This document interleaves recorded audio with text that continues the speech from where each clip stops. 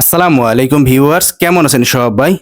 তো গত 12ই ফেব্রুয়ারি 2026 অনুষ্ঠিত হয়ে গেল বাংলাদেশের 13তম জাতীয় সংসদ নির্বাচন। এই নির্বাচনে বিপুল ব্যবধানে জয়লাভ করে বিএনপি সরকার গঠন করতে যাচ্ছেন। তো নির্বাচনের পরে বিভিন্ন নিউজ চ্যানেলে আপনারা একটা নিউজ দেখে থাকবেন যে অনেক প্রার্থী তাদের জামানতের টাকা হারিয়েছেন। তো নির্বাচনে জামানতের টাকা হারানো বলতে কি বোঝায় এটা নিয়ে আমার একটা আলাদা ভিডিও আছে।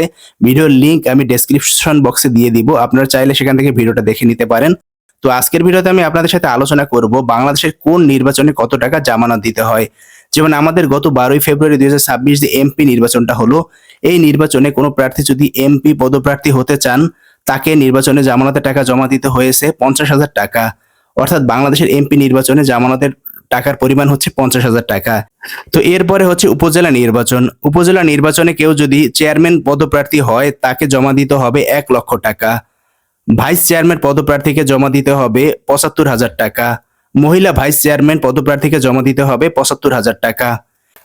এরপরে সিটি কর্পোরেশন নির্বাচন। সিটি কর্পোরেশন নির্বাচনের মেয়র পদপ্রার্থীদেরকে জমা দিতে হয় 20,000 টাকা থেকে 50,000 টাকার মধ্যে। যে সিটি কর্পোরেশনে ভোটারের সংখ্যা বেশি, সেখানে জামানতের টাকার পরিমাণও বেশি। এবং সিটি কর্পোরেশন নির্বাচনে যারা কাউন্সিলর পদপ্রার্থী, তাদেরকে জমা দিতে হয় 10,000 টাকা থেকে 50,000 টাকার মধ্যে। এরপর পৌরসভা নির্বাচন। পৌরসভা নির্বাচনের মেয়র পদপ্রার্থীদেরকে জমা দিতে হয় 15,000 টাকা থেকে 30,000 টাকার মধ্যে। এবং যারা কাউন্সিলর পদপ্রার্থী, তাদেরকে জমা দিতে হয় 5,000 টাকা। এরপরে ইউনিয়ন পরিষদ নির্বাচন। ইউনিয়ন পরিষদ নির্বাচনের চেয়ারম্যান পদপ্রার্থীদেরকে জমা দিতে হয় 5,000 টাকা। তো ভিউয়ার্স, আশা করি আজকের ভিডিওর মাধ্যমে আপনারা সহজেই বুঝতে পেরেছেন যে বাংলাদেশের কোন নির্বাচনে প্রার্থীদেরকে কত টাকা জামানত দিতে হয়। তো আজকের ভিডিও এই পর্যন্তই। সবাই ভালো থাকবেন। আল্লাহ হাফেজ।